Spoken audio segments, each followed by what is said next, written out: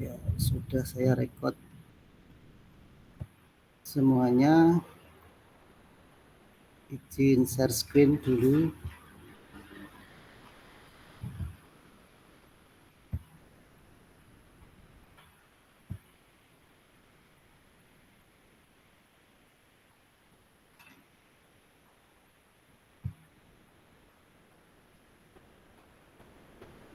Oke, saya mulai dulu. Assalamualaikum warahmatullahi wabarakatuh.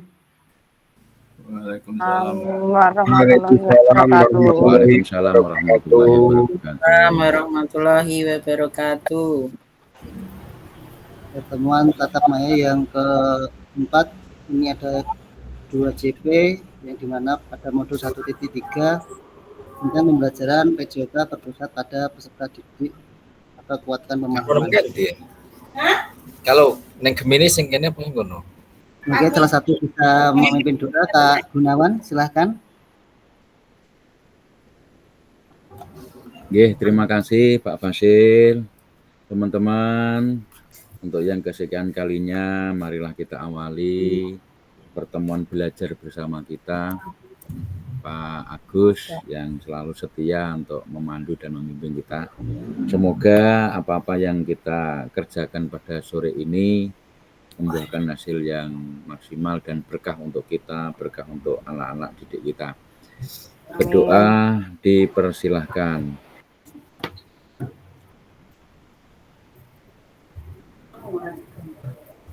Selesai. Terima kasih, saya kembalikan kepada Pak Fasil. Terima kasih Kak Gunawan sudah membuka kegiatan pada hari ini. Akan saya lanjutkan ke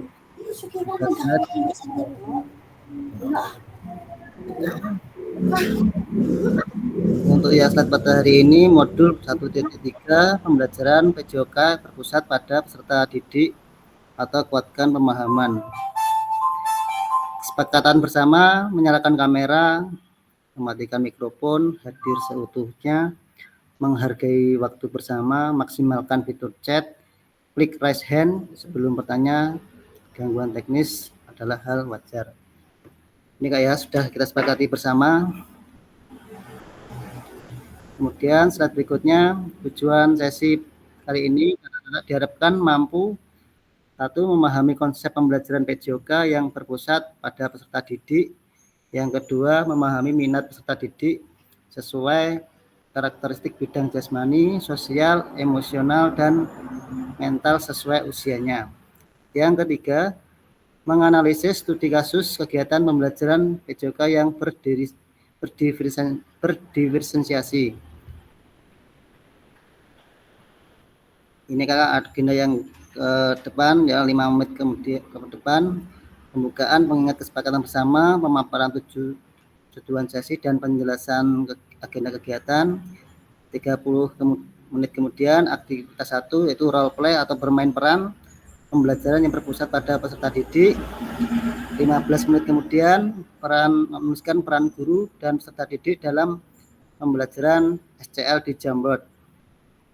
Kemudian aktivitas yang kedua 10 menit kemudian menelaah berbagai macam karakteristik perkembangan peserta didik dari berbagai jenjang usia. 10 menit kemudian mencocokkan tabel karakteristik bidang jasmani, sosial, emosional, mental dengan usia anak. 15 menit kemudian aktivitas 3 analisis contoh pembelajaran berdiferensi di dalam modul 1.3. Yang 5 menit terakhir penutup, refleksi, dan foto bersama. Ini Kakak, bagaimana praktik pembelajaran PJOK yang berpusat pada peserta didik itu? Apa yang menandakannya? Ada yang mau menjawab Kakak? Ini tadi ada yang di LMS, mungkin ada yang bisa menjawab.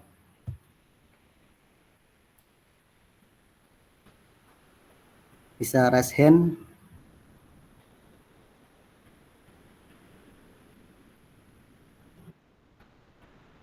Ya, Kak Siti Rukmawati, silahkan. Assalamualaikum warahmatullahi wabarakatuh. Waalaikumsalam warahmatullahi wabarakatuh. Saya ingin menjawab, ini bagaimana praktek pembelajaran PJOK yang berpusat pada peserta didik itu.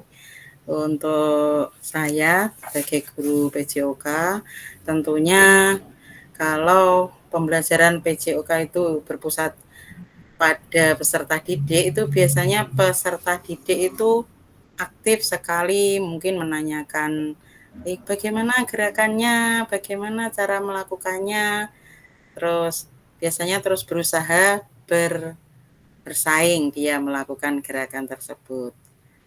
Yaitu apa yang menandakannya, yaitu biasanya anak didik ini berlomba-lomba untuk bisa melakukan gerakan yang sedang dipelajari. Terima kasih. Ya, terima kasih Kakak Siti, saya kasih. Mungkin ada yang lain bisa menyampaikan tentang bagaimana praktik pembelajaran PJOK. Ya, Kak Gunawan silakan. Ya, terima kasih kakak-kakak yang lain. Izin menjawab pertanyaan bagaimana praktik pembelajaran PJOK yang berpusat pada peserta didik itu. Menurut saya pembelajaran PJOK yang berpusat pada peserta didik itu adalah pembelajaran yang dalam proses pengelolaan kelasnya itu memerankan siswa baik itu sebagai mentor, sebagai sumber belajar juga, kemudian juga berbagi pengalaman, berbagi materi, sehingga berperan menggali anak-anak ini diperankan untuk menggali informasi dari diri sendiri, kemudian juga mengekspresikannya kepada anak-anak yang lain. Ini kebetulan jenjang yang saya ajar adalah SMA, itu memang sangat terasa sekali. Anak-anak jika diperankan itu lebih eksplor dia, lebih percaya diri, memunculkan kreativitasnya, kemudian juga mempertahankan idealisnya. Ini yang asik yang saya alami seperti itu, sehingga anak-anak merasa dihargai di situ. Anak-anak merasa diperankan dan anak-anak merasa diberikan kesempatan untuk berekspresi diri, termasuk yang barusan tadi itu saya kembangkan pembelajaran kebetulan itu di pencak silat.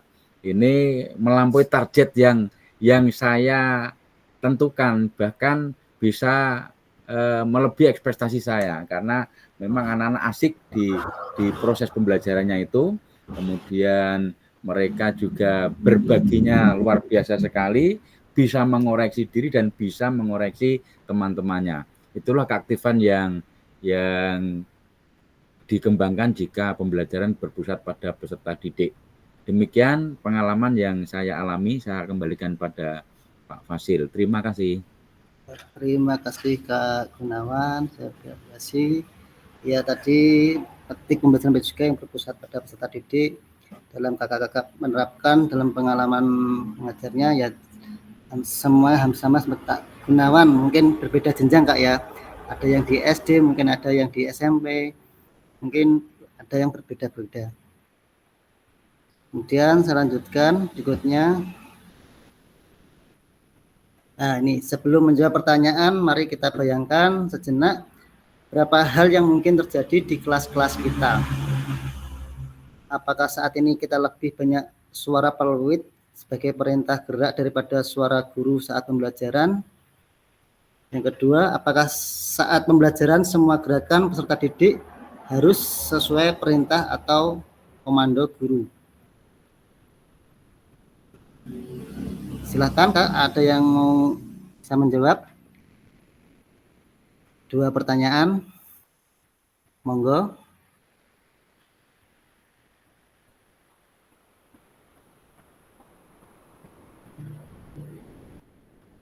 Ya Kak Gunawan, silakan. Ya, izin berbagi pengalaman, ini barangkali nanti jawaban yang saya sampaikan kurang sesuai. Gitu. Dari dua hal yang saya rasakan di sini, kalau kesempatan dulu-dulu sebelum ada pembelajaran seperti ini, termasuk juga belum ada berbagai praktik yang baik dari rekan-rekan, saya terlalu banyak ngomong, yang jelas guru yang lebih aktif memberikan penjelasan. Nah, pada kesempatan ini, apakah saat ini kita lebih banyak suara peluit sebagai perintah gerak daripada suara guru saat pembelajaran? Ini saya merasakan suara guru sudah mulai terkurangi, dalam arti penjelasan deskripsi materi itu sudah jauh-jauh berkurang. Kemudian kita atur waktu, timing, kembali lagi karena pengendalian anak-anak yang SMA yang saya rasakan mungkin lebih mudah, lebih bisa terkendalikan. Saya tidak bisa membayangkan kalau saya ngajar di SD ini, mungkin juga susah juga ini. Saya sekali tempo mungkin perlu belajar ngajar anak-anak kelas 2 SD, membariskan itu, wah, luar biasa ini. Guru-gurunya hebat untuk yang rekan-rekan yang di jenjang SD. Sehingga saya sudah mulai menggunakan pengaturan timing waktu dengan TIT, anak-anak sudah mulai berimprovisasi sendiri, kemudian sudah menentukan deskripsi sendiri-sendiri, memunculkan pendapat-pendapat sendiri. Kemudian yang berikutnya, apakah pembelajaran semua gerakan peserta didik harus sesuai perintah atau komando guru? Menurut saya sekarang tidak zamannya lagi. Anak-anak kita berikan keleluasaan mengeksplor diri, gerakan-gerakan yang mungkin hanya tanda petik perlu pengawasan. Gerakan-gerakan ini membahayakan atau tidak, kemudian sesuai dengan koridor materi capaian pembelajaran atau tidak. Sehingga peran guru sebenarnya kita tinggal sebagai manajer di kelas itu saja sekarang ini. Ya, saya rasakan, saya belum bisa membayangkan kalau dari rekan-rekan SD, mungkin kali tempo saya berkunjung di kelas Pak Nono atau Mas Devi. Saya tak ikut belajar ngajar yang kelas 1 SD, kelas 2 SD itu, saya yakin luar biasa ini. Itu saja dari pengalaman saya, barangkali ada koreksi tambahan dari rekan-rekan yang lain. Dipersilakan, monggo Pak Fasil. Terima kasih Kak Tom. Monggo Kak Mahardika Rizky bisa menyampaikan. Oke, Assalamualaikum warahmatullahi wabarakatuh. Sebelumnya terima kasih atas waktunya. Jawaban Pak Gunawan sangat luar biasa sekali. Mungkin untuk jenjang SD itu ada beberapa apa ya Pak namanya? Bisa dikatakan pro dan kontra Pak untuk pembelajaran yang berpusat pada murid terutama ya Pak nggih.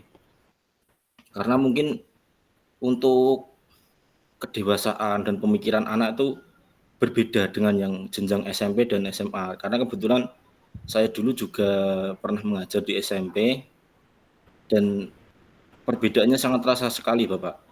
Mungkin kalau SMP, SMA itu anak-anak sudah bisa ketika dikasih wawasan, dikasih satu contoh ataupun diberikan perintah, ini seperti ini. Mungkin daya tangkap anak dan pengertian anak juga sudah mulai bisa mengartikan.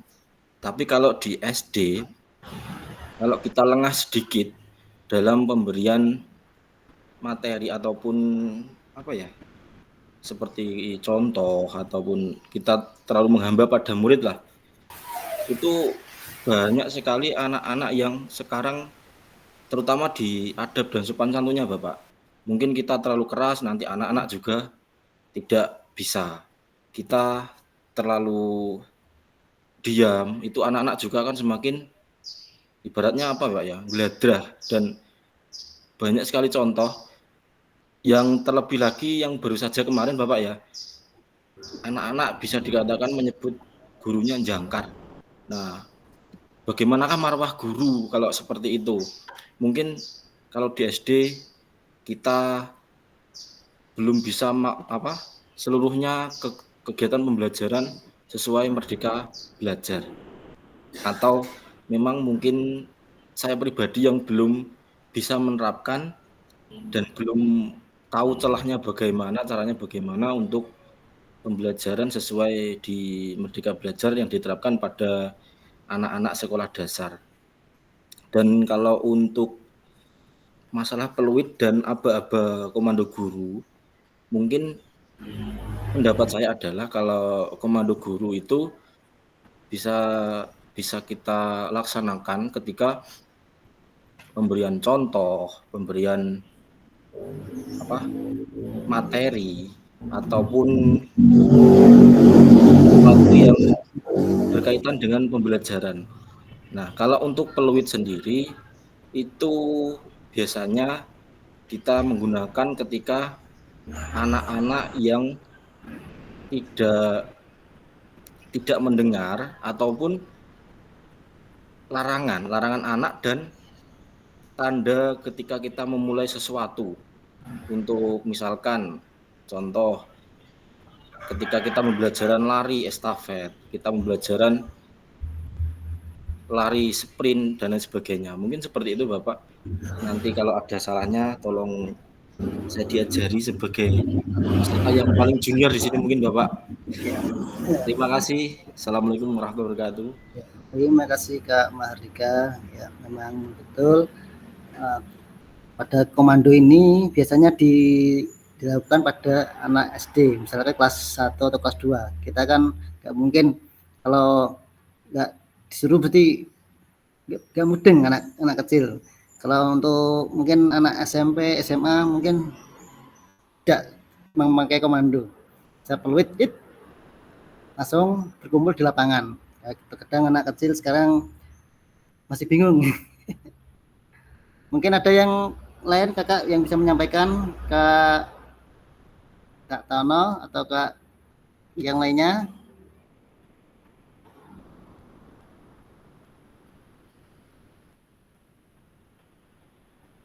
Atau Kak Happy bisa? Monggo. Baik, terima kasih atas waktu yang telah diberikan kepada saya. Untuk penjelasan lengkapnya sudah banyak diulas Bapak Gunawan nggih.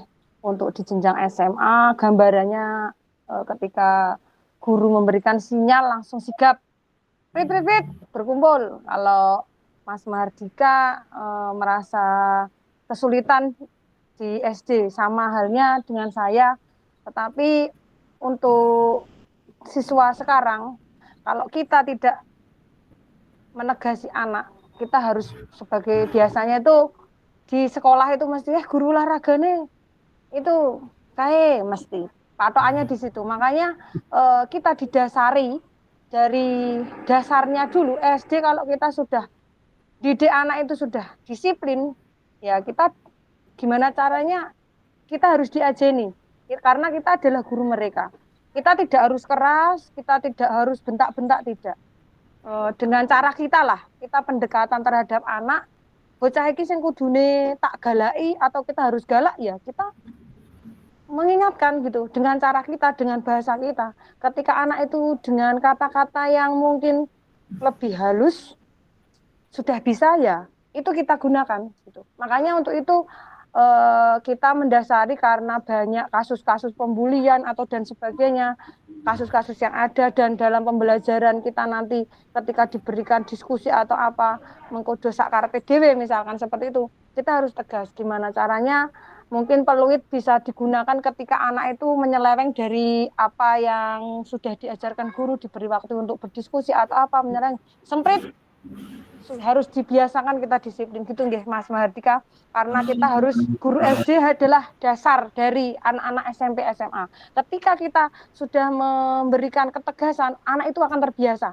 Seperti saya itu di Ngeliron nggih Pak, itu beda karakter. Ketika saya ngajar 10 tahun, pengalaman saya di pelosok itu dari SD, delalah saya itu ngajar SD dan SMA. Ketika saya dari SD-nya sudah saya bentuk, saya harus disiplin, saya harus bisa memberi contoh, masuk pagi dan sebagainya. Mereka bakalan, oh ya Bu Happy sudah memberi contoh, saya juga harus. Cara berpakaian pun kita juga harus idealis. Paling enggak kita rapi, paling enggak kita wangi, ya kan? Kalau tidak, wah gurunya ngelomprot, wah disentaki terus, tapi gurunya tidak bisa kayak contoh. Nah, di situ kita sebagai figur, model rolling model anak-anak. Oh, guru olahraga ini kayak gini, tegas. Anak-anak pasti ngikut. Idola di sekolah adalah biasanya itu guru olahraga. Anak olahraga satu kali aja sudah teriak anak-anak SD itu. Itu yang saya alami. Ketika saya datang, mbok saya galak. Ketika dia mengira, oh Bu Happy itu galak. Ketika saya datang pasti salam, Bu Happy selamat pagi, selamat pagi Pak Gun, selamat pagi Pak Mahardika. Pasti mereka akan rindu dengan kita. Wah, saya ternyata diajari. Saya tuh loh ternyata karena saya tuh guru saya kebetulan Pak Gunawan ya. Pak Gunawan itu tegas. Betul, saya tuh dari dulu kebetulan saya tuh dari SD, SMP, SMA bertemu dengan Pak Gunawan gitu, kegiatan di kecamatan dan sebagainya. Saya melihat oh Pak Gunawan gini-gini. Saya mengidolakan dulu karena mengidolakan apa? Ketegasannya. Jadi mau ngomong A, B, C, gugu kabeh muridnya. Mbok sing nakal, sing ora, pokoknya manut kabeh. Nah, saya tuh mencontoh yang baik. Dari situ kita, kalau kita sudah menanamkan yang baik, pasti kita dicontoh. Guru olahraga kita harus membuktikan guru olahraga di Blora tidak boleh takut dengan siswa. Kita punya tegasan, punya maksud yang baik untuk masa depan anak-anak. Gitu nggih. Penjelasan dari Pak Gun sudah cukup, Mas Marga sudah cukup. Saya hanya memberikan itu saja. Terima kasih. Wassalamualaikum warahmatullahi wabarakatuh.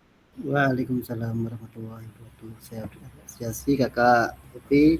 Memang benar guru olahraga selalu diidolakan di sekolah maupun di SD, SMP, SMA. Ya, pasti kalau nggak ada masuk, mana Kak guru olahraganya? Paling diidolakan guru olahraga itu. Oke, saya lanjutkan ke slide berikutnya. Ini ada video yang berpusat pada Stadidik.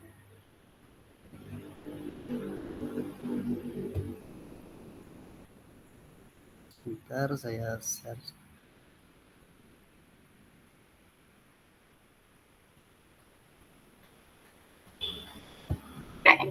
And we know from all the research that when students are empowered to make decisions, they thrive. And thriving means they learn more, they enjoy the lesson more, they are more willing to participate, and they're more willing to take that learning and transfer it into their lives. So everything that we know about student-centered learning is really positive. We know that it's hard. You know, we do know that it's different and that it can be challenging and maybe scary if it's not an approach that you're used to, but the benefits are worth it. We know that the outcome is really positive, and so Saya share dulu.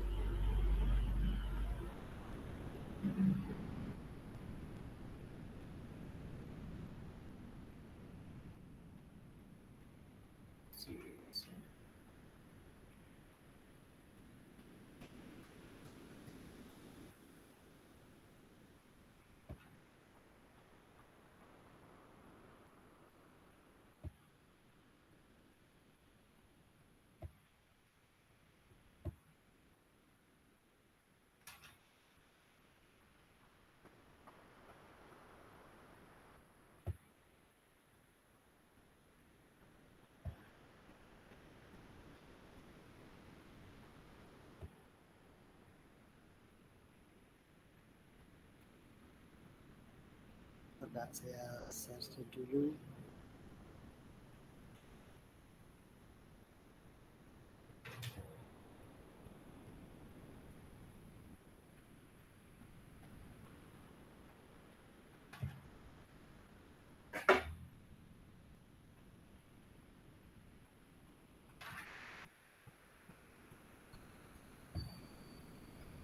Ini dari hopefully today what I can do is provide opportunity.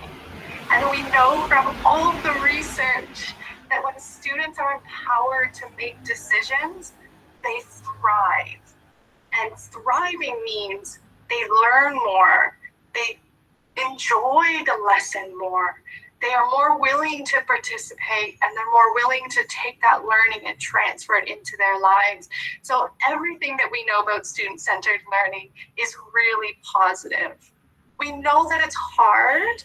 You know, we do know that it's different and that it can be challenging and maybe scary if it's not an approach that you're used to, but the benefits are worth it. We know that the outcome is really positive, and so hopefully today what I can do is provide opportunities for you to take that first step if it's something new or something scary for you. Gambar enggak muncul, Pak. Look for more opportunities. Nah, ini sudah ini. To Ini muncul ini. into the decision-making Saya ulangi process. lagi. And we know from all the research that when students are empowered to make decisions, they thrive. And thriving means they learn more, they enjoy the lesson more, they are more willing to participate, and they're more willing to take that learning and transfer it into their lives. So everything that we know about student-centered learning is really positive. We know that it's hard. we do know that it's different and that it can be challenging and maybe scary if it's not an approach that you're used to, but the benefits are worth it. We know that the outcome is really positive. And so hopefully today what I can do is provide opportunities for you to take that first step if it's something new or something scary for you, or places that you can look for more opportunities to invite students into the decision-making process. Itu dari pakar olahraga Kak Sandra. Mungkin ada yang bisa menangkap tadi yang disampaikan Kak Sandra.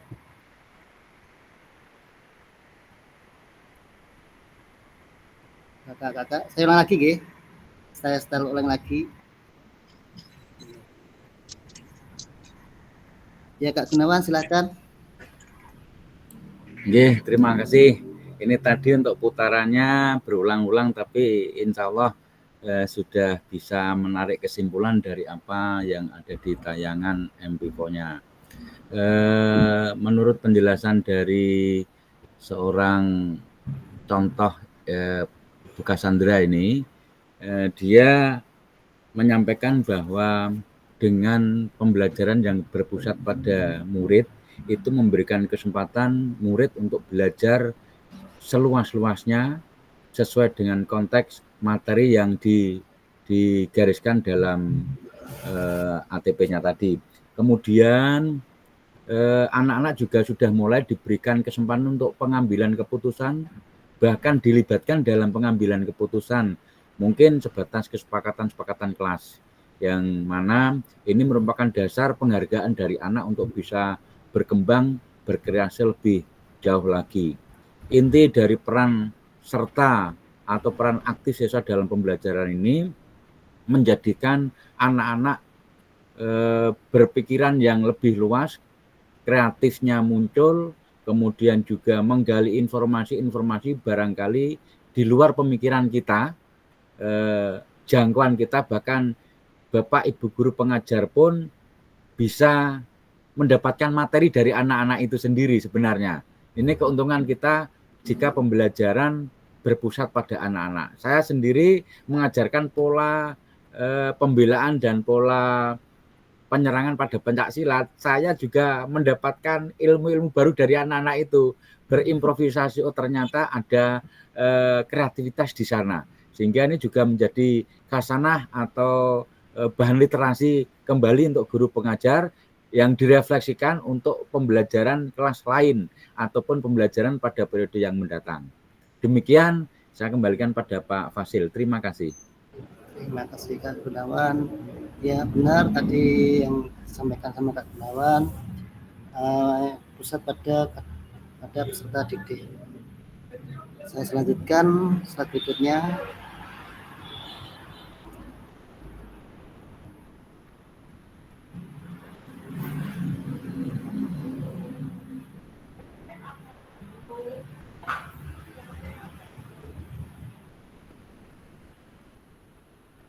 Ya, ini kita aktivitas 1, mari melakukan aktivitas role play berikut. Role play aktivitas pembelajaran, capaian pembelajaran, peserta didik memahami gerak fundamental, tujuan pembelajaran. 1, peserta didik melakukan memahami gerak koordinasi dengan benar. Yang kedua, peserta didik mengetahui efek dari latihan yang dilakukan. Yang ketiga, peserta didik dapat menganalisis efek latihan yang diberikan melalui perubahan denyut nadi. Assessment, melakukan self-assessment efek latihan yang telah dilakukan, melakukan analisis efek latihan yang diberikan melalui perubahan denyut nadi. Aktivitas pembelajaran itu latihan gerak koordinasi. Ya ini kakak-kakak. Nanti kakak-kakak ada berpasangan nanti nggih. Ini langkah-langkah aktivitas. Fasilitator membagi peserta berpasangan berdasarkan urut 1, 2 dan sampai seterusnya. Fasilitator menampilkan pilihan gerakan, tiap peserta memilih gerakan yang paling disukai. Sebelum mempraktikkan gerakan, hitung denyut nadi terlebih dahulu dalam 10 detik. Ini nanti kakak-kakak nanti saya beri waktu 10 detik, nanti denyut nadinya bisa dari pergelangan tangan bisa, atau di leher, nanti saya beri waktu 10 detik, nanti berapa, misalkan denyut nadinya selama hitungannya sampai misalnya 60, berarti 60 dikalikan 6, berarti 60 denyut nadi per menit. Nah, ini ada tabel nanti kakak-kakak yang nanti saya share. Yang ke-6, lakukan gerakan yang dipilih secara bergantian dengan pasangan. Saat satu mempraktikkan, yang lain mengamati dan memastikan gerakan pasangannya benar sesuai contoh video. Peserta mempraktikkan kemudian menghitung denyut nadi akhir dan menuliskan di spreadsheet nanti yang akan tampilkan. Kemudian peserta melakukan secara bergantian yang seperti yang dilakukan peserta sebelumnya.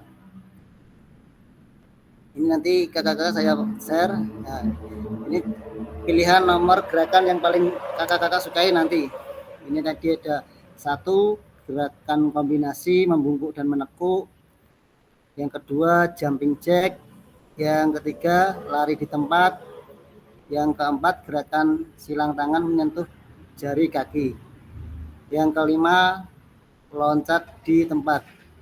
Ini ada 5 gerakan, nanti kakak-kakak bisa memilih salah satu, misalkan nanti berpasangan, misalnya Kak Gunawan sama Kak siapa lagi? Kak Tono misalkan yang Kak Gunawan milih gerakan kombinasi membungkuk, yang Kak Tono jumping jack, nanti saling menghitung bergantian berpasangan. Berikutnya ini Kak, contoh gerakan. Saya klik dulu.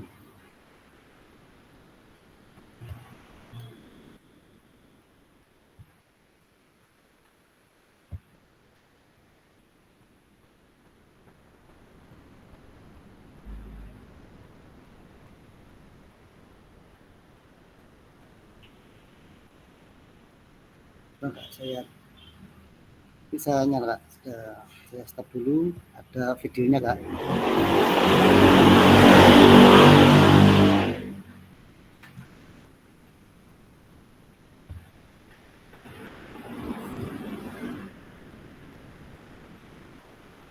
Ya, ini nanti gerakan kakak-kakak yang dipraktekkan berpasangan, nanti ada yang menulis di tabel. Yang gerakan 1 ini tadi gerakan jongkok membungkuk, yang gerakan 2 adalah jumping jack, yang gerakan ketiga tadi gerakan jalan di tempat, yang keempat tadi apakah tadi ya, monggo nanti silakan bisa memilih salah satu. Ini gerakannya yang 1 sampai 5, nanti dipilih salah satu kakak-kakak, nanti dipraktekkan di tempat aja.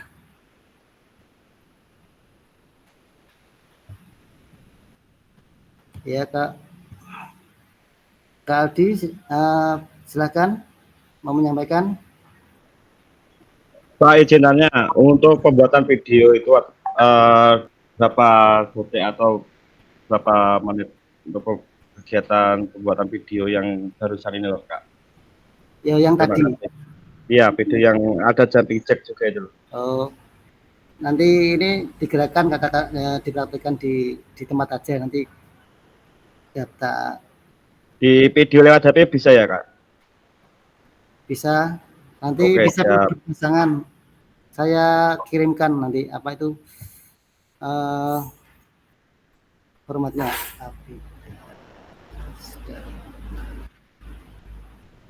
Ya Kak Siti Rohmawati, silakan menyampaikan. Ya silakan Kak. Dilakukan berapa menit ya? Terima kasih. Nanti 1 menit cukup. 1 menit aja Kak, gak usah lama-lama nanti. 1 menit. Siap. Saya lanjutkan lagi Kak ya, nanti ini video role play-nya.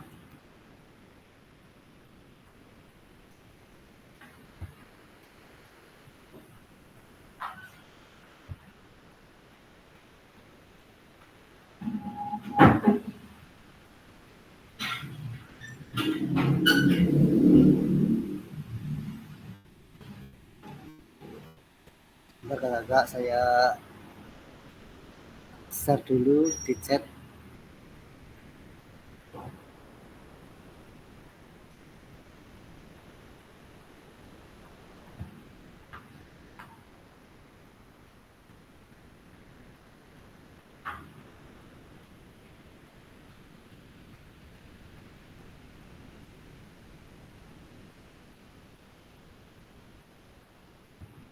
Saya sematkan di chat Kak ya, nanti diklik, nanti bisa diisi bagian di situ sudah saya sesuaikan. Silahkan kakak-kakak bisa diklik. Di situ ada nama-nama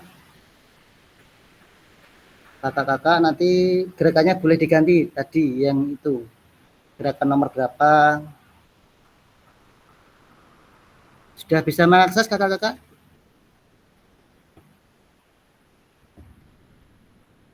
Ya, sudah Kak. Ya, nggih, niku nanti sudah dibuka nggih. Misalnya Kak Gunawan berpasangan dengan Kak Tono. Kemudian Kak Aldi berpasangan dengan Kak Aulia Halabi. Kemudian Kak Mahardika berpasangan dengan Kak Priyo. Kemudian Kak Siti Rohmawati berpasangan dengan Kak Happy. Kak Joko berpasangan dengan Kak Hamid. Kemudian yang terakhir Kak Dendi Widodo berpasangan dengan Kak Ma'ruf. Nanti di sini bisa memilih gerakan yang seperti yang di gambar layar, milih gerakan salah satu, misalkan kakak-kakak nanti melihat gambar ini apa gerakan dipraktekkan. Sebelum mempraktekkan, kakak-kakak mengecek tadi awal, nanti saya beri waktu 10 detik, terus dan download akhir nanti setelah melakukan aktivitas gerakan yang kakak-kakak tadi dipraktekkan. Nanti di sampingnya akan ada umpan balik mengenai gerakan yang dilakukan oleh pasangan. Mungkin ada yang ditanyakan kakak-kakak? Masih bingung Kak? Ada yang, oh iya Kak Gunawan, silahkan Kak Gunawan. Nggih, mohon dijelaskan ulang untuk saling mengamati antar pasangan. Nanti apakah bisa video call di luar ini atau ada format tertentu? Karena di situ kan memberikan umpan balik. Menurut pemahaman saya kan harus mengamati secara visual gitu. Terima kasih, mohon penjelasannya. Bisa dilakukan di sini Kak, bisa dinyalakan kamera semuanya, bisa mempraktekkan, nanti bisa mengamati di layar ini, bisa menilai yang berpasangan gitu kakak-kakak. Mungkin ada yang siap. Oke nggih, download nanti yang pertama saya waktunya saya mulai nggih. Bisa dari leher atau boleh di pergelangan tangan. Saya beri waktu 10 detik.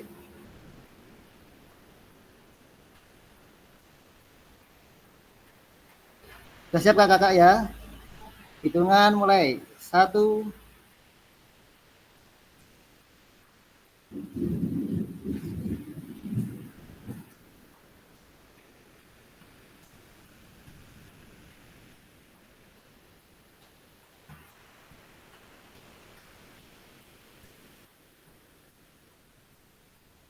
Cukup. Nah, nanti itu dikalikan 6 dan dituliskan pada kolom download nadi awal.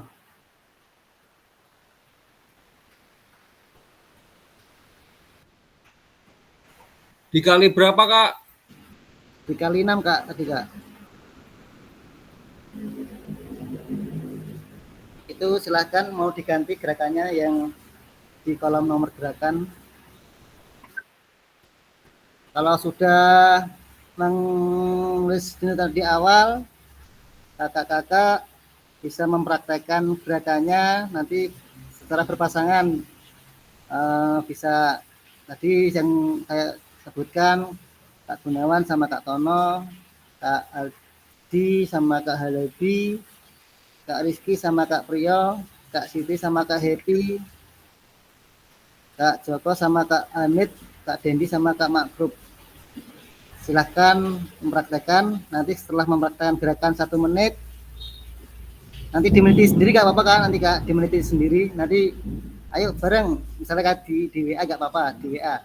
1 menit mulai, nanti dihitung. Setelah itu nanti dikalikan 6. Jadi nanti ada perubahan setelah denut tadi awal, bisa membedakan gerakan denut nadi akhir setelah melakukan gerakan. Begitu Kakak, bisa dimulai. Kak Gunawan ya, silakan menyampaikan. Mohon usulan barangkali ini separuh-separuh dulu yang nomor ganjil sesuai dengan pasangan itu melakukan dulu live video di Zoom meeting ini, kemudian yang lainnya mungkin off kamera dulu enggak apa-apa untuk mengawasi, kemudian nanti untuk kloter yang kedua ganti nomor genap yang melakukan, kemudian yang nomor 1 atau ganjil tadi ganti mengamati. Panduan waktu dari Pak Fasil, hitungan waktu 1 menitnya. Usul nggih niki. Oke. Semuanya sudah siap Kak ya? Saya mulai gerakan di depan itu nggak apa-apa Kak, jangan jauh-jauh. Udah nggih, mulai nggih, 1 menit. Cari tempat dulu sebentar, Kak. Monggo, silakan. Di dalam juga nggak apa-apa Kak, nah kalau kepanasan atau hujan. Kalau di rumah ya silakan di depan laptop atau HP.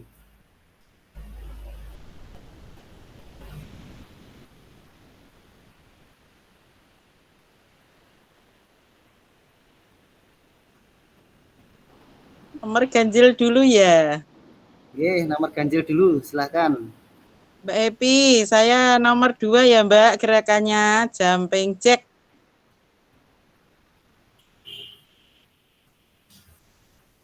Sudah siap semua? Oke, hitungan mulai 1, 2, 3, mulai. Semangat Bu Siti. Bu Siti semangat.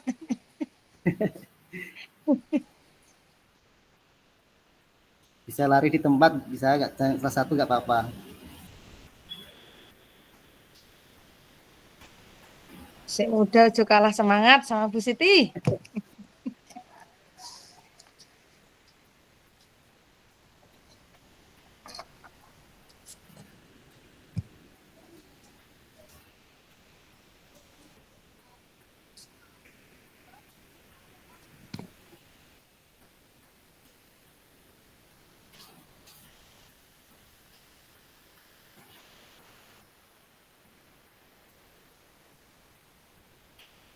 Lima, 4, 3, 2, 1, cukup.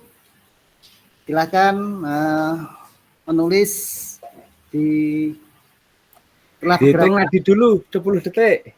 Setelah melakukan gerakan dihitung dan nadinya Kak. Nanti dikalikan 6. Hitung dulu ya. Oke, hitung dulu. Berapa menit? 10 detik. 10 detik. Oh ya. 1, 2, 3, 10 detik.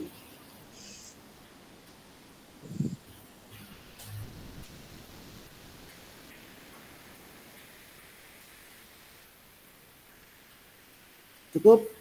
Ya, silahkan ditulis di tabel. Nanti akan ada perbedaan di denut nadi awal dan di denut nadi akhir. Nanti kalau sudah mengisi denut nadi nadi awal dan akhir bisa mengisikan umpan balik apa yang dirasakan setelah mempraktekkan denyut nadi awal dan denyut nadi akhir setelah melakukan kegiatan praktek.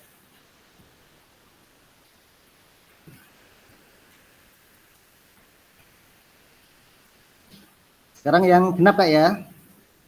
Apa nulis dulu nih?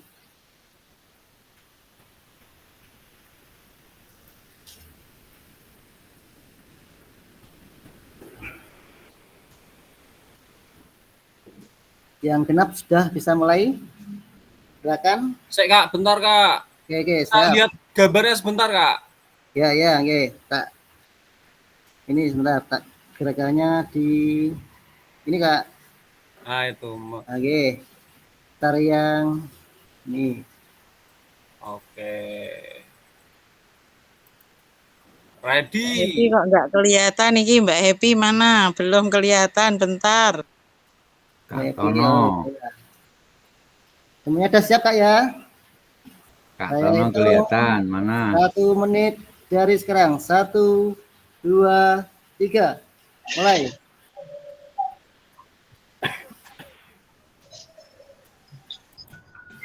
Ayo semangat Mbak Happy.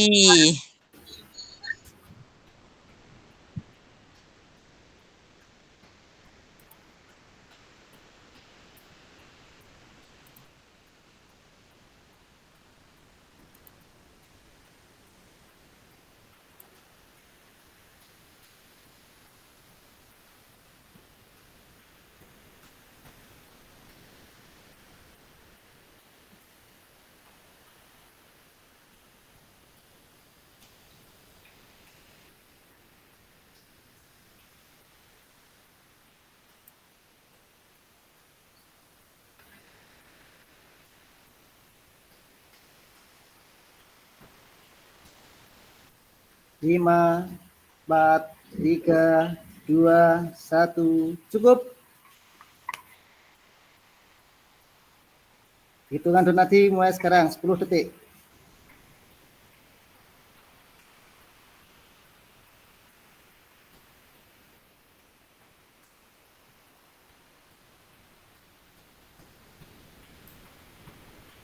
Ya, cukup. Silakan kakak-kakak dikalikan, ditulis di tabel dan memberikan umpan balik sampingnya apa yang dirasakan kakak setelah melakukan denyut nadi awal dan dilanjut gerakan, kemudian di tag denyut nadi akhir.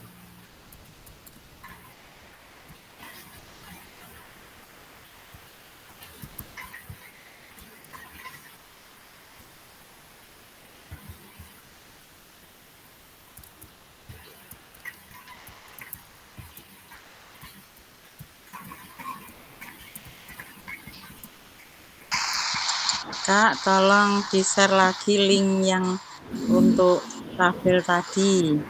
Ya, siap Kak.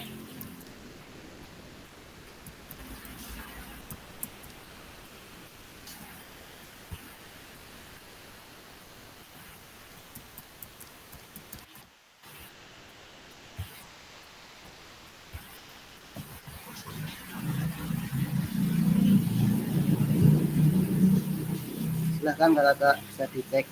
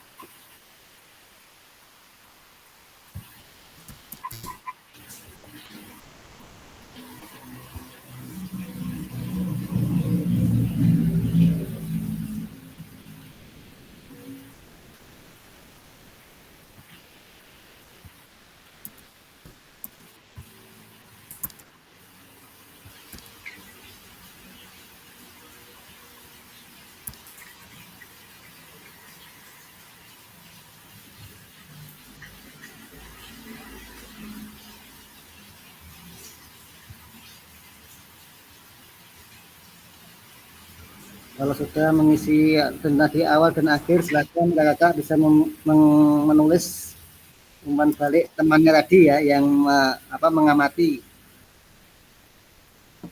Misalnya Kak Gunawan tadi mengamati Kak Tono, jadi Kak Gunawan menilai Kak Tono, terus kemudian yang Kak Tono juga diamati sama Kak Gunawan. Kak, mau tanya Kak. Ya, siap Kak. Gimana Kak? Ini berarti saya ngisi umpan baliknya pasangan saya Kak ya berarti ya? Ya, ngisi umpan baliknya Kak Aldi. Kak Aldi ya? Kemudian Di kolomnya Kak Aldi berarti ya?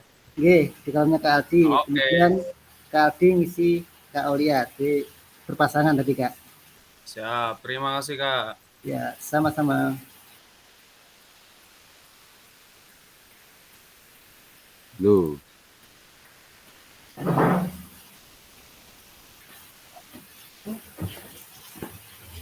Iya toh?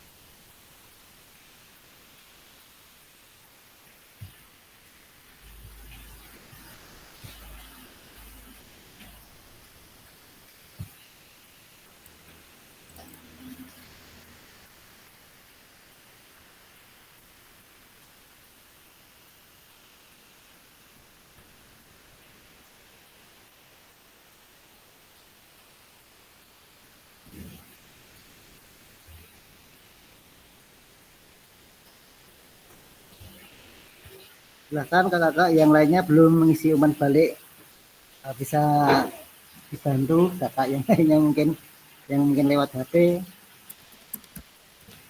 bisa tolong diketikkan, nanti bisa membacakan.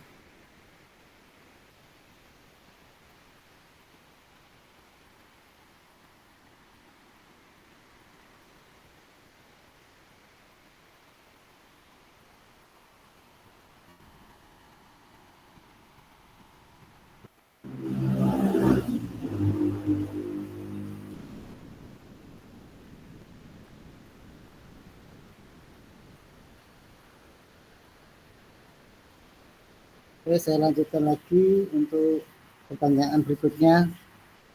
Nanti bisa diisi sambil ya enggak ya. Ini pertanyaan yang tadi yang kakak-kakak lakukan.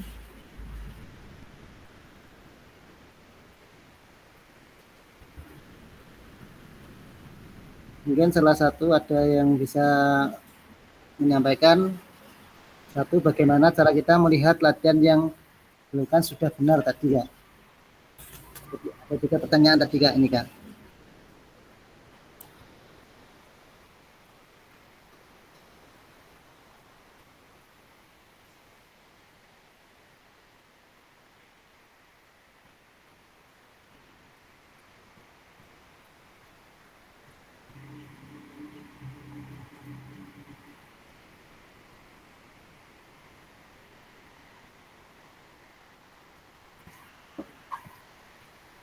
Ya Kak Siti Rohmawati silahkan bisa menyampaikan.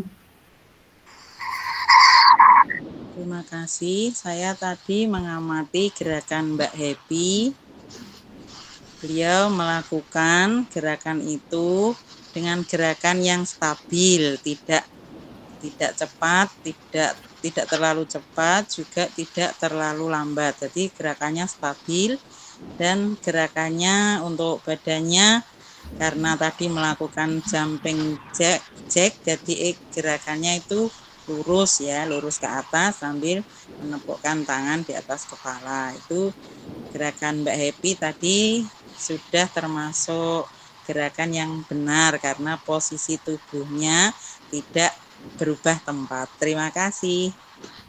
Ya, terima kasih Kak Siti. Apresiasi. Kemudian yang pertanyaan berikutnya, ini ada dua pertanyaan kakak-kakak. Untuk yang lainnya bisa menyampaikan, silahkan. Ya, Kak Gunawan. Ya, terima kasih mencoba menjawab pertanyaan yang kedua, tapi terkait juga dengan pertanyaan yang ketiga. Adakah efek yang Bapak Ibu rasakan dari latihan yang telah dilakukan? Di sini efeknya yang jelas nafas menjadi lebih sering frekuensinya karena tuntutan pemenuhan O2 yang ada di tubuh kita. Kemudian ini ditandai dengan kerja organ kardiovaskuler kita, jelas detak nadi meningkat, itu mengindikasikan bahwa dengan metode atau model latihan tadi cukup untuk meningkatkan kerja dari organ kardiovaskuler kita. Nah, ini baru dilakukan 1 menit, apalagi dilakukan selama kurun waktu yang lebih panjang lagi, sehingga efek tersebut mengindikasikan apa? Ya ini gerakan-gerakan yang kita lakukan itu bisa meningkatkan kerja organ kardiovaskuler kita. Demikian Pak Fasil, terima kasih. Terima kasih Kak Gunawan. Kemudian Kak Halabi bisa menyampaikan tadi, kayak resen tadi, Kak Halabi silahkan, nggak apa-apa. Sampaikan, silahkan. Oke, terima kasih waktunya Kak. Untuk pertanyaan, adakah efek yang Bapak Ibu rasakan dari latihan yang telah dilakukan? Oke, tadi saya melakukan gerakan keempat, yaitu tangan menyentuh kaki. Nah, di sana setelah melakukan 1 menit, jadi jawaban saya hampir sama seperti Pak Gun, ya. Nafas cukup terengah-engah, terus kemudian efeknya denyut nadi meningkat, yang dari 82 meningkat menjadi 140. Terima kasih. Ya, terima kasih Kak Halabi. Ya, apresiasi. Kemudian slide berikutnya. Ini pertanyaan terakhir. Silakan kakak-kakak yang bisa menyampaikan, menurut kakak apa yang mempengaruhi denyut nadi kakak sebelum dan setelah latihan? Mungkin ada yang menyampaikan salah satu.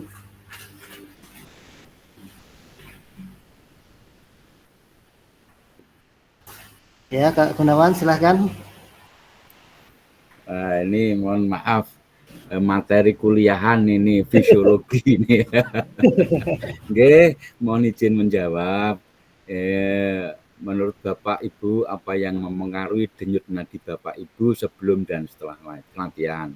Ini sebelum latihan ini ada latar belakang kondisi kebugaran jasmani kita, apakah dalam kondisi fit atau tidak, kurang istirahat atau tidak, sakit atau tidak, ini nadi awal sudah cukup berpengaruh. Apabila kondisi kebugaran kita dalam kondisi yang ideal, maka ya di antara 70-80 tadi untuk nadi awalnya.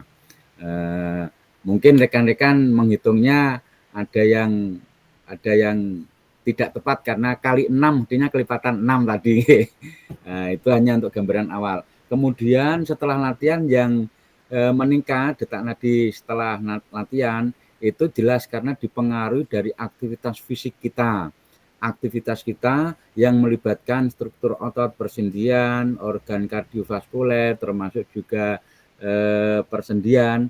Ini gerak yang kontinu selama kurun waktu tertentu itu jelas memengaruhi pada peningkatan detak nadi per menit kita. Dari gerakan-gerakan 5 gerakan tadi tentunya berbeda variannya karena porsi gerakan latihannya mengakibatkan keluarnya energi yang berbeda. Contoh misalnya yang lari di tempat sama jumping jack itu jelas berbeda. Kemudian sama yang tadi bungkuk pegang kaki, kemudian jongkok, kemudian atau yang melintangkan. Kalau diamati secara detail, dipraktekkan, itu akan membuahkan hasil yang berbeda pada orang yang sama. Mungkin kalau saya tadi melakukan jumping jack, itu meningkatnya agak-agak tinggi. Kemudian kalau saya hanya melakukan lari di tempat, mungkin tidak di 132 tadi, mungkin di bawah itu. Nah, yang mempengaruhi setelah latihan termasuk kesungguhan gerak. Kalau gerakan kita lakukan dengan explosive power dengan sungguh-sungguh, maka bisa pastikan peningkatannya lebih signifikan atau sebanding. Tapi kalau misalnya melakukannya yang dikatakan teman saya dari Todanan tadi kurang maksimal, itu tentunya nadinya juga kan tidak mencapai capaian yang kita inginkan. Sehingga yang berpengaruh adalah gerakan kita, kesungguhan kita, energi. Belum itu dipengaruhi kondisi fisik secara umum. Setelah latihan adalah treatment dari latihan itu sendiri untuk meningkatkan detak nadi karena keterkaitan dengan energi pembakaran yang kita keluarkan. Demikian Pak Fasil, terima kasih. Terima kasih Kak Gunawan. Terima kasih. Benar. Kemudian slide berikutnya. Nah ini. Menurut kakak-kakak, apa aktivitas yang dilakukan cukup menggambarkan pembelajaran BCK yang berpusat pada peserta didik? Kenapa? Apakah ada masukan untuk perbaikan pembelajaran? Ini saya share dulu jambotnya.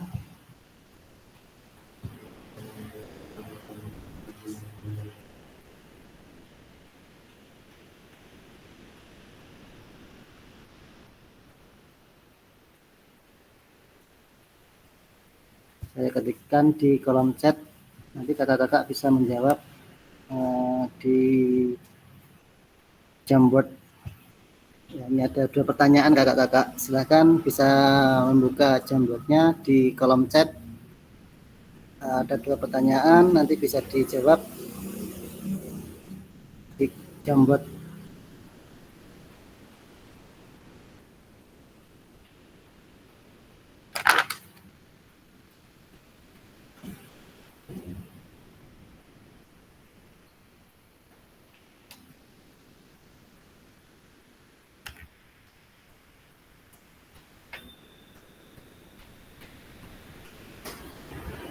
Sudah bisa buka kakak-kakak ya Jamboardnya. Maaf kok belum ada pertanyaannya, belum kebuka nggih. Pertanyaannya di mana Pak? Apa itu yang di slide-nya Ini, Pak Kak, Fasil? yang di slide-nya saya Kak Fasil ini Kak. Pertanyaan di slide Pak Gunawan. Di slide Kak. Oh. Ada 2 tadi. Ya. Belum saya sematkan tadi. Silahkan. Apakah ada masukan untuk perbaikan pembelajaran menurut Bapak? Ya, oke, nggih.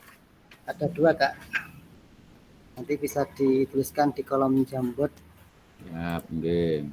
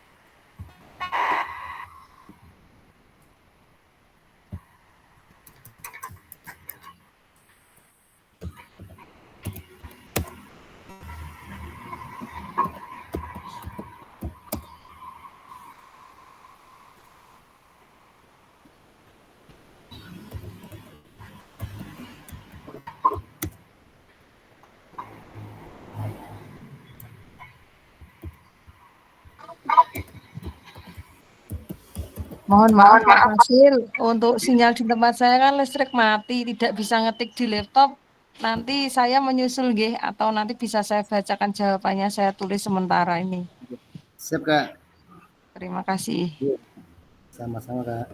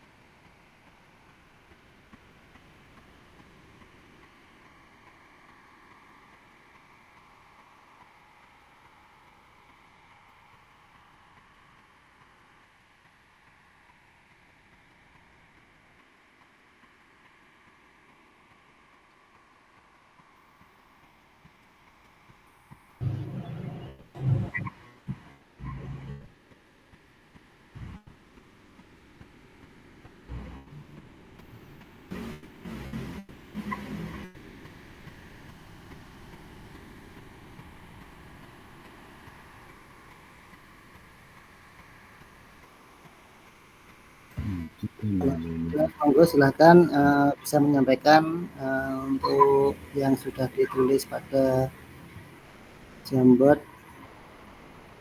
Monggo.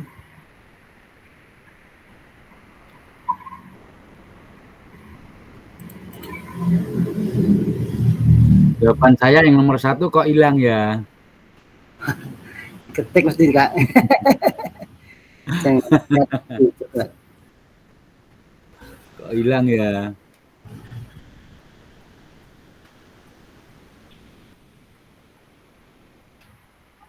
Monggo yang sudah. Kak Happy bisa menyampaikan tadi hasil yang dituliskan pada Jamboard. Baik, sementara niki saya tulis di kertas dulu, nanti malam saya salin ketika listrik saya sudah nyala nggih. Cukup singkat nanti menilai menurut saya yaitu menilai antar teman dalam pembelajaran PJOK tadi memang menggambarkan mendekati yang berpusat pada peserta didik karena beberapa alasan menurut saya adalah keterlibatan aktif, yaitu siswa terlibat langsung dalam proses penilaian yang meningkatkan partisipasi dan rasa tanggung jawab terhadap pembelajaran.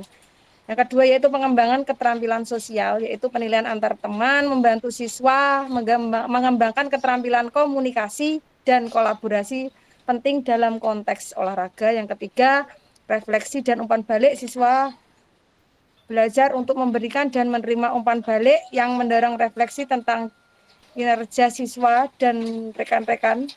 Yang masukan untuk perbaikan yaitu 1, pembelajaran untuk siswa, memberikan pelatihan tentang cara memberikan umpan balik yang konstruktif dan cara melakukan penilaian yang objektif. Yang kedua yaitu kriteria penilaian yang jelas, yaitu menentukan kriteria penilaian yang jelas agar siswa memahami apa yang diharapkan dari mereka dan dari teman mereka. Yang ketiga yaitu variasi dalam metode penilaian, yaitu tadi dengan umpan balik. Yang keempat, integrasi aspek kesehatan, yaitu penilaian tentang aspek kesehatan dan kebugaran, tidak hanya keterampilan fisik saja, untuk memberikan gambaran yang lebih komprehensif tentang perkembangan siswa. Dengan perbaikan ini, proses penilaian antar teman dapat menjadi lebih efektif dan mendukung pembelajaran yang berpusat pada peserta didik. Terima kasih. Terima kasih Kak Happy. Apresiasi. Mungkin yang lainnya Kak Gunawan bisa menyampaikan. Terima kasih untuk pertanyaan yang pertama. Ini menurut Bapak Ibu apakah aktivitas yang dilakukan cukup menggambarkan pembelajaran PJOK berpusat pada peserta didik dan kenapa? Menurut saya pembelajaran yang telah dilakukan sudah merupakan bentuk pembelajaran yang berpusat pada peserta didik atau murid. Hal ini ditandai karena sudah melibatkan murid dalam penilaian, dalam pengamatan, kemudian juga memberikan refleksi. Ini sudah merupakan bentuk dari pembelajaran yang berpusat pada siswa walaupun masih dalam skup yang kecil. Kemudian untuk saran, masukan, ini menurut saya sedikit masukan, apakah masukan perbaikan pembelajaran yang sudah dilakukan, sedikit masukan agar umpan balik lebih bervariasi sebagai perbaikan dan koreksi, tentunya yang konstruktif seperti yang disampaikan Mbak Happy tadi. Model pengamatan bisa dilakukan lebih dari 1 orang untuk mengamati 1 siswa, sehingga akan lebih banyak yang mengamati masukan. Ini paling tidak 2 orang mengamati 1 orang siswa. Itu akan menghasilkan umpan balik yang lebih bervariasi untuk perbaikan ke depannya.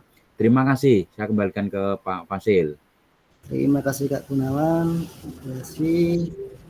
Mungkin Kak Halabi bisa menyampaikan satu lagi dari yang tadi. Oke, siap Kak. Tak buka dulu sebentar. Oke, jadi untuk pertanyaannya, apakah menggambarkan pembelajaran PJOK yang berpusat pada peserta didik dan kenapa? Menurut saya, aktivitas tadi sudah cukup menggambarkan pembelajaran PJOK yang berpusat ke peserta didik. Karena tadi peserta aktif dalam aktivitas fasilitator. Peserta dilibatkan untuk saling mengamati dan juga memberi umpan balik pada aktivitas tersebut. Untuk masukan dalam pembelajaran, mungkin karena pertama kali kita lakukan dalam mode tatap Maya. Jadi tadi agak mungkin agak bahasanya ya? Bingung. Agak bingung ya seperti itu. Tapi kalau mungkin dilakukan tapka, jadi pas tatap muka seperti itu mungkin lebih efektif dan efisien. Seperti itu Kak. Terima kasih. Terima kasih Kak Rasri. Yang benar. Besok pas tatap muka kayaknya ini dipraktekkan lagi Kak. Besok pas tatap muka. Oke, siap. Saya tunggu Kak. Saya tunggu. Setelah PPG ya. Oke, saya lanjutkan slide berikutnya. Ini tuliskan peran guru peserta didik dalam aktivitas telah dilakukan diberikan pada kakak-kakak di Jambu tadi sudah. Kemudian ini peran guru peserta didik dalam pembelajaran SCL, Student Center Learning ya.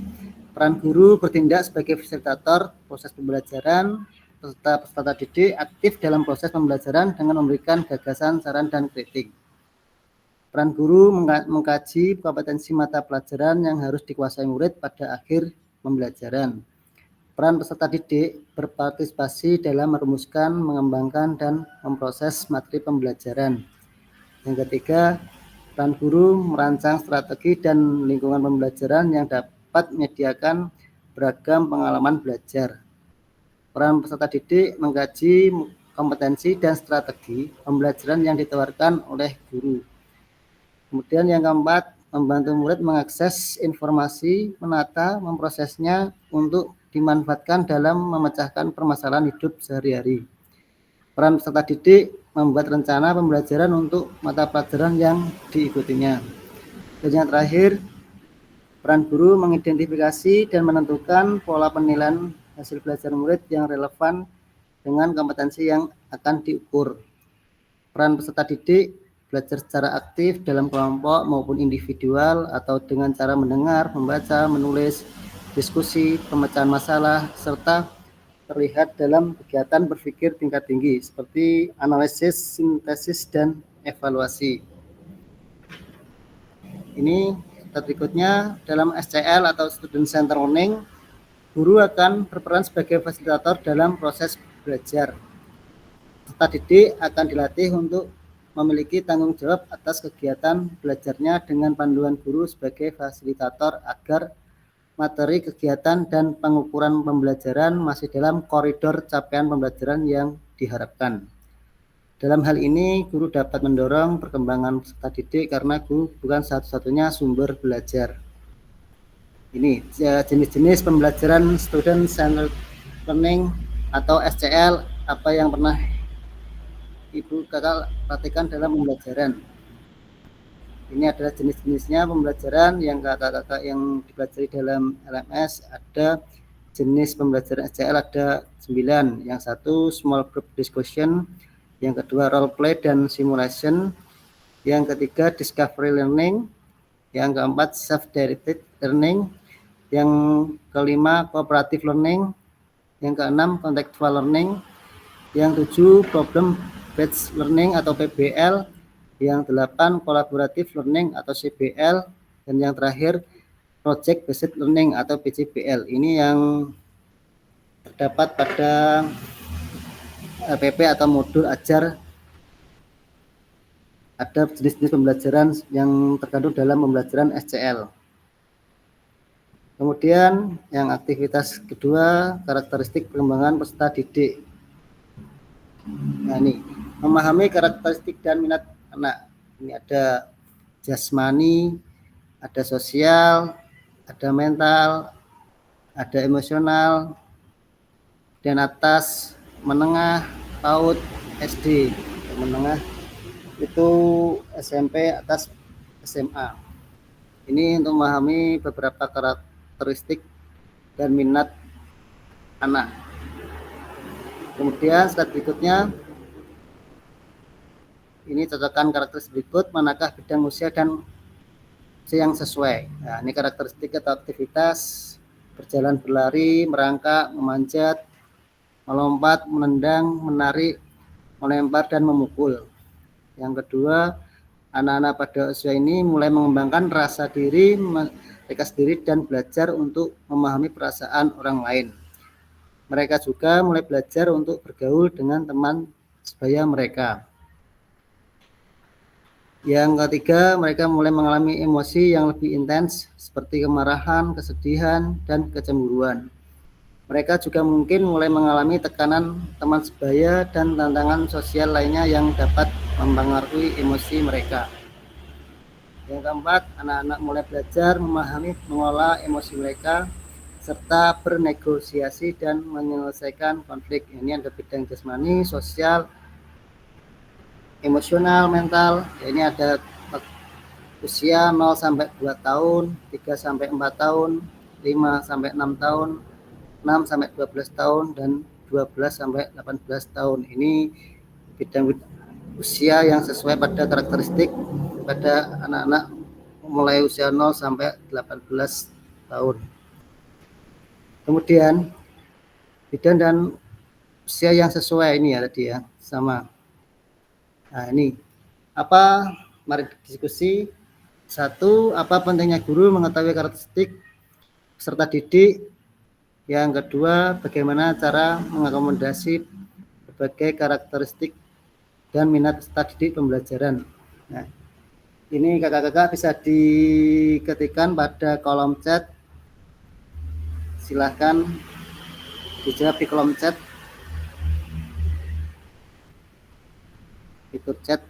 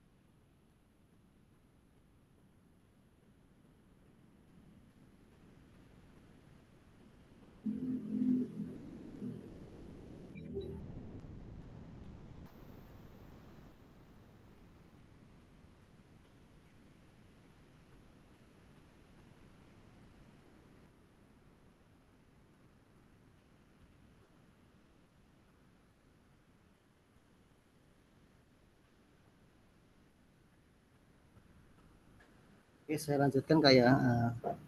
Jadi Yang satu, pentingnya guru mengetahui karakteristik pada peserta didik. Yang kedua, bagaimana cara mengakomodasi berbagai karakteristik. Ya.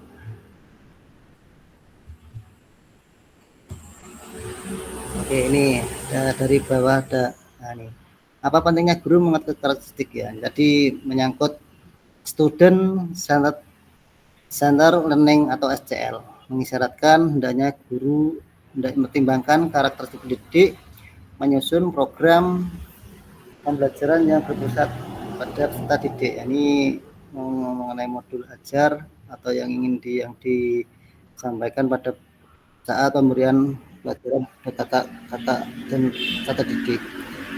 Kemudian bagaimana cara mengakomodasi karakteristik dan minat peserta didik dalam pembelajaran. Ini salah satunya pembelajaran yang berdiferensiasi ya. Ini yang secara berkelompok kakak ya. Berdiferensiasi. Ini masuk pembelajaran 3. Pembelajaran diferensiasi dalam PJOK. Ini pembelajaran berdiferensiasi adalah usaha guru yang menyesuaikan pembelajaran di kelas untuk memenuhi kebutuhan belajar individu atau yang disampaikan Tomlinson. Ini slide berikutnya, ini ada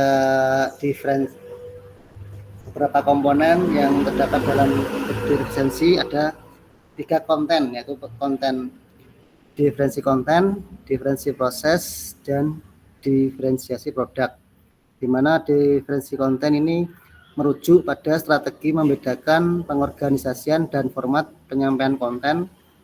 Konten adalah materi pengetahuan, konsep, dan keterampilan yang perlu dipelajari peserta didik berdasarkan kurikulum. Ini ada 2, intra-task dan inter-task, di mana inter-task merujuk pada aktivitas melakukan dalam tugas yang berbeda, yaitu guru menyediakan beberapa tugas gerak yang berbeda yang level kesulitannya sama untuk dipilih oleh anak berdasarkan minat dan kegemaran anak. Ini adalah termasuk intertask.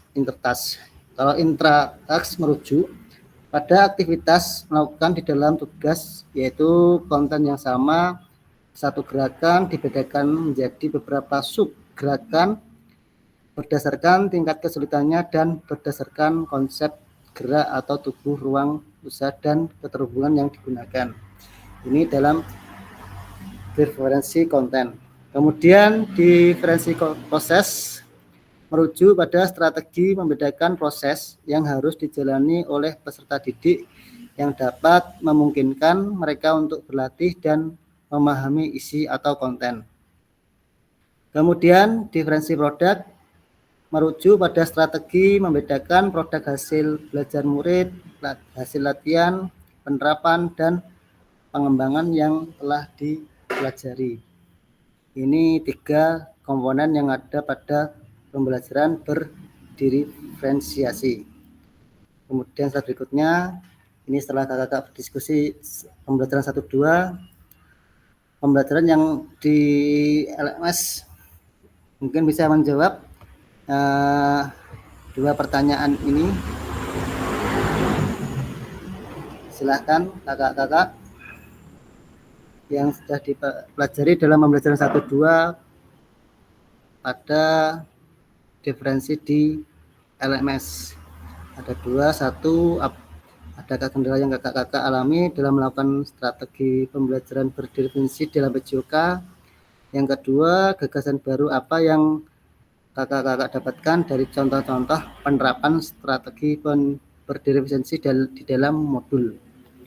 Silakan, ada yang raise hand.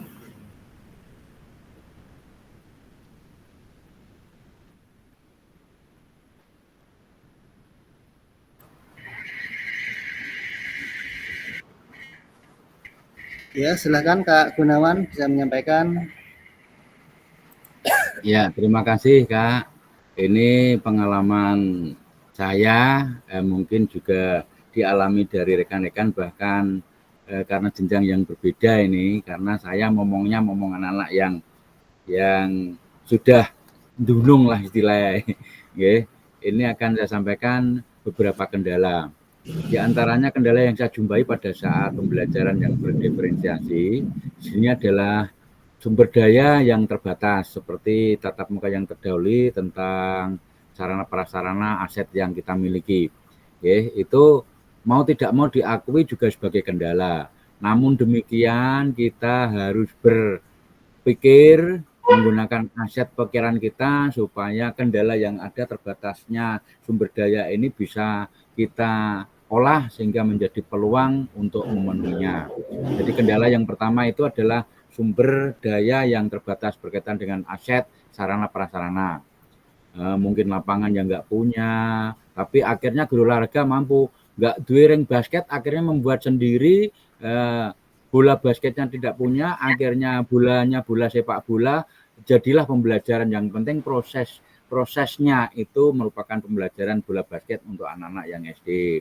Kemudian kendala yang kedua, waktu yang terbatas ini ya, waktu yang terbatas. Nah, ini mungkin akan disiasati dengan menggunakan tutor sebaya. Kalau di SD mungkin masih kemungkinannya kecil ya tutor sebaya ya. Tapi di jenjang yang SMA ini bisa untuk mengatasi waktu yang terbatas dengan tutor yang sebaya, sehingga anak-anak bisa memaksimalkan diri, berperan aktif, memberikan pembelajaran bagi teman-temannya yang lain. Kemudian kendala yang kedua, kemampuan guru. Nah, ini seperti yang disampaikan Mbak Nana tadi, kemampuan guru ini sangat bervariatif. Ya, minimal kita harus berpenampilan yang baik walaupun mungkin kurang mampu dalam satu bidang materi olahraga ya, misalnya praktek kita belum begitu paham. Kalau menurut saya anak-anak yang lebih berpotensi itu nanti yang akan saya jadikan menjadi model, sehingga menjadi sumber belajar bagi anak-anak, sehingga mensiasati keterbatasan atau kendala yang berkaitan dengan kemampuan guru ini bisa memaksimalkan daya manusia yang ada di siswa, atau bisa merujuk pada konten-konten YouTube atau yang ada di video-video YouTube itu juga dipakai untuk memberikan bahan pembelajaran. Kemudian yang berikutnya, kendala yang berikutnya adalah perbedaan individu yang besar antara anak-anak yang mampu berketerampilan gerak yang sudah di atas rata-rata, kemudian masih ada yang sangat susah untuk bergerak. Ini fungsi motivasi antar teman, pendampingan antar teman bisa disiasati. Kemudian untuk yang berikutnya adalah evaluasi untuk penilaian.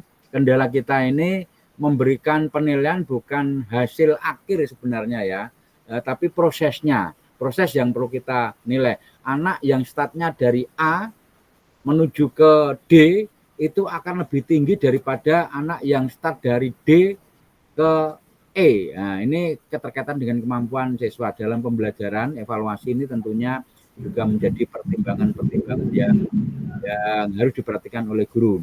Kemudian contoh-contoh penerapan strategi seperti yang saya sampaikan tadi, itu menggunakan anak-anak yang sudah memiliki kompetensi keterampilan yang lebih pada konteks materi pembelajaran itu, kita jadikan sebagai model, sebagai fasilitator lah istilahnya.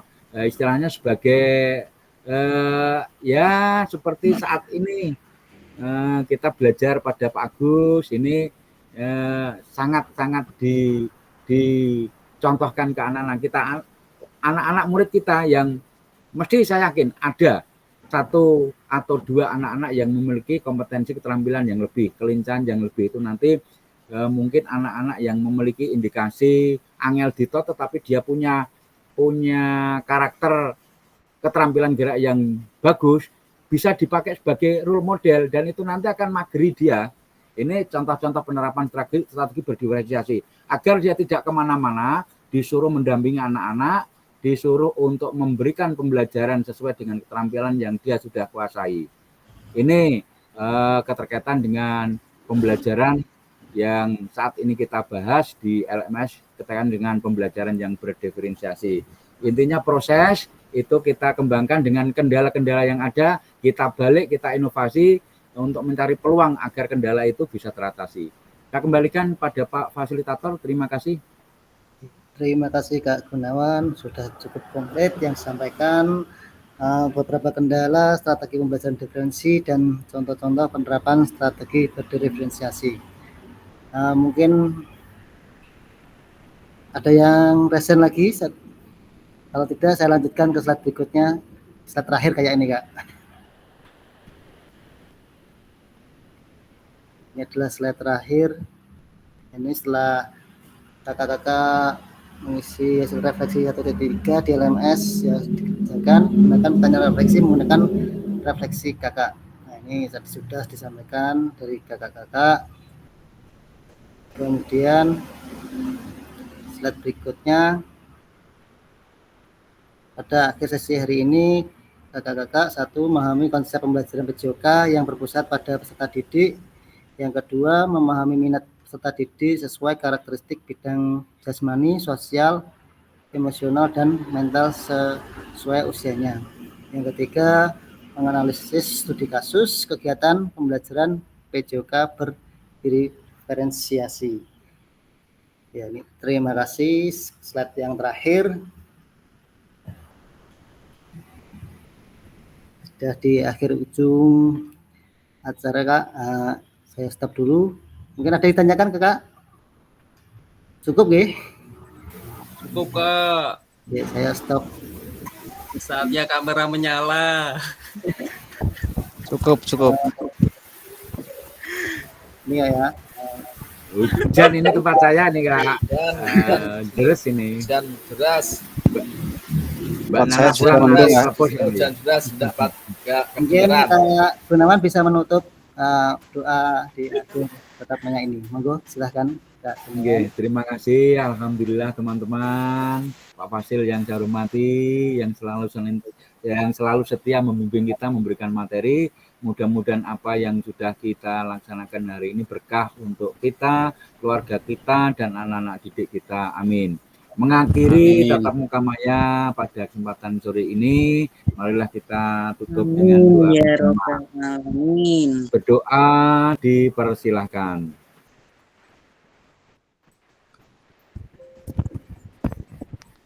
Selesai. Saya pribadi mohon maaf pada teman-teman, barangkali banyak komentar, nggih. Nggih, saya kembalikan ke Pak Wasid, monggo. Terima kasih Kak Gunawan. Saya tutup dulu, Kak, ya. Ini saya stop dulu rekodnya. Sebentar.